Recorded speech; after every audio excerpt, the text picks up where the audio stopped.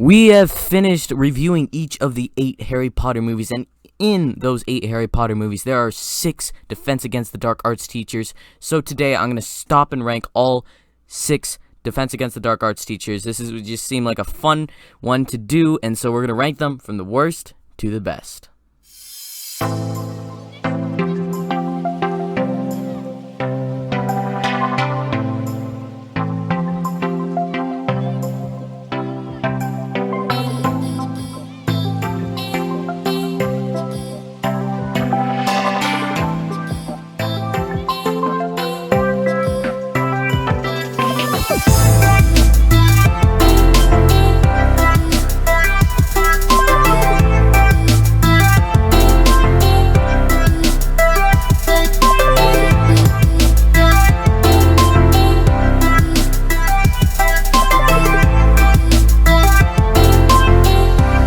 Coming in last place is going to be Quirrell Quirrell from the first movie in the franchise, The Philosopher's or Sorcerer's Stone, where Quirrell Quirrell, he's very cowardly. He's just like, there's a troll in the dungeon! And then he falls down, he faints. It's revealed that he has Voldemort on the back of his head by the end of the movie, but he doesn't really pose as a threat. Voldemort does. He sort of gets... I don't know if he was brainwashed or just serving Voldemort the entire time. He's not a very interesting character. I don't really care about him. And he's a plot device to get us to Voldemort. He doesn't have many characteristics other than being cowardly and just sort of stuttering. And it's revealed that he was sort of the mastermind at the end, but it wasn't him. It was Voldemort at the end of the day. And then he's disintegrated by the end of the movie, so we never have to see him again, which I'm glad because I really do not care for Quirrell Quirrell, which the only thing that was hard about him was to say his name. I had to spend so much time trying to figure out how to say his name correctly, but he's just not an interesting character. He doesn't give anything special. We don't really see him at all teaching, and if we did, I don't think it would really be too interesting. He's just a cowardly guy that I don't care about and we never see again, so he comes in last place easily. Coming in 8th place here is going to be Remus Lupin, our Defense Against the Dark Arts teacher, who actually is a solid Defense Against the Dark Arts teacher, where he's not cowardly, he doesn't have a big personality or big ego. He's just a great guy who wants to teach these kids Defense Against the Dark Arts. He helps all of them. He's a fun character he's a fun teacher where he plays music while they learn how to fight their biggest fear with this new spell, and he teaches Harry how to say Expecto Patronum and make a Patronus against the Dementors, and so Harry works with him quite extensively, and then we see him get sort of married to Tonks, and then they have a child, and then he dies, and you get to see him say at least he will remember his parents. Well, they'll tell him his parents how they died fighting against the Voldemort's army, basically. He's a great teacher, great character. He's Order of the Phoenix character.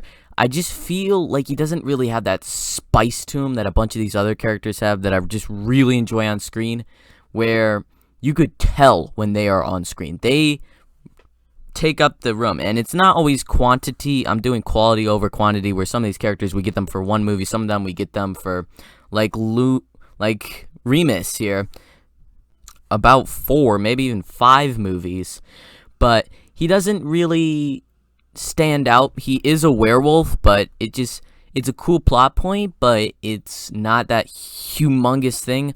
I love his sort of scene at the end. He's way better than Quirrell Quirrell, but he just doesn't exactly have that big spark to him that makes me really enjoy him on screen. Speaking of somebody that does have a great spark, 4th place is going to be Gilderoy Lockhart from the Chamber of Secrets. He was probably my favorite. Well, maybe Dobby was better, but he might have been my favorite addition to the Harry Potter franchise in the Chamber of Secrets because he's just so fun. He's so I would have done it if I could have, but I couldn't. And he makes so many mistakes, and he's so hilarious to watch on screen. Just his smile, I have no idea what I'm doing, but I'm saying that I do have a giant idea of what I'm doing nature. And then it's revealed in the end, he's there for the final battle where he says, I'm great at memory charms. So he just tries to erase their memories, but he erases his own, and then you get some fun shenanigans with him where he has no idea who he is. So it's just really fun character, but once again, he doesn't show up again, and he does in the books, and I think it's quite a bit more heartfelt to see him there. He's a lot more fun, but in this, you don't see him again, but he still is a very fun character. I can understand if people even have him as first, but for me, he's really fun while he's on screen. He just doesn't have that deeper sort of connection with our characters, even though whenever he's on screen, I really enjoy him. All his scenes in his classroom while he's teaching everybody, and where he's just in the final battle terrified and is just threatening these little 9-year-olds, and he's so fun and cheesy and just works so well, so want to be famous that he just erased these people's minds so that he could say that he did it. So once again, he's sort of like Queer in a Squirrel, where he's cowardly at the end of the day, but he's just so fun to see on screen. And just I should have said this, but this guy up, Gilderoy Lockhart up, these are like really hard to determine. These were all like top, not exactly very, very top tier, but they are all really good characters that bring their movies up, whatever movie they're in.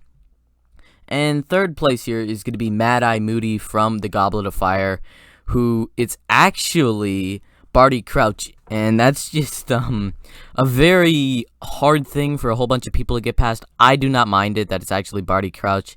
I guess Barty Crouch is one of the most not exactly friendly, but harder on the kids, but a great guy at heart. So Barty Crouch is actually an amazing character instead of Mad-Eye Moody, because our actual Mad-Eye Moody is extremely boring, where he's just like so down to business and then he dies off screen.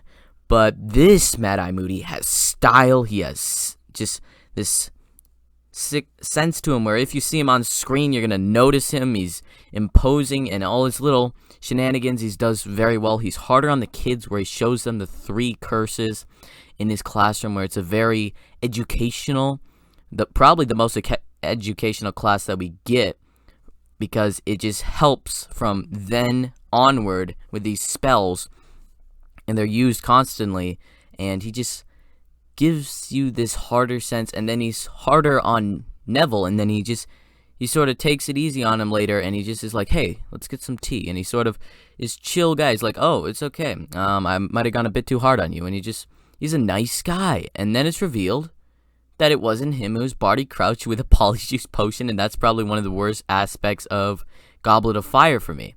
But still, I really do enjoy that Mad-Eye Moody that we got, where he's helping Harry, even though he's doing it for the wrong purpose, where he's trying to serve Voldemort, but still, I really enjoyed this character. And I don't really know where people would put him on their list. It's a sort of harder character to figure out, because you do love him as a character. He's such a great character, but then also you don't like him because he works for Voldemort. And so it's a very hard character to place, but I decided third place because a bit mixed at the end of the day, even though he's an amazing character. Second place here, we have Dolores Umbridge, easily the most hateable character in all of the wizarding world.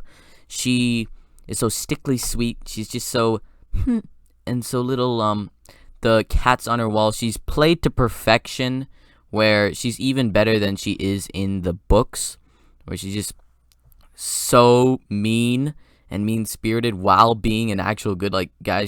She is not on Voldemort's side. She's on the Ministry of Magic's side, and she's just so unbearable, and that makes her so good, and she elevates the movie that she's in so much that she comes in second place.